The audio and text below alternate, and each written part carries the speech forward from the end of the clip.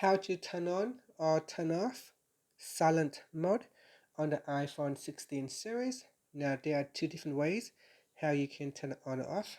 So first let's go back to the home screen by swiping up at the bottom of the screen.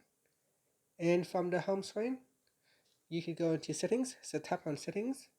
Then we scroll down and tap on sounds and haptics. Next, at the top here in the silent mode section, tap on the toggle button to switch it off or turn it on. So that is the first method. The other way is to use the action button, so press and hold on it to turn on ring or to put the phone to silent mode. Now if you press and hold on the silent mode, it does not change your phone to ring or silent. It could be because in settings, the action button has been set to something else. So in here, action button, you want to make sure it's set to silent mode.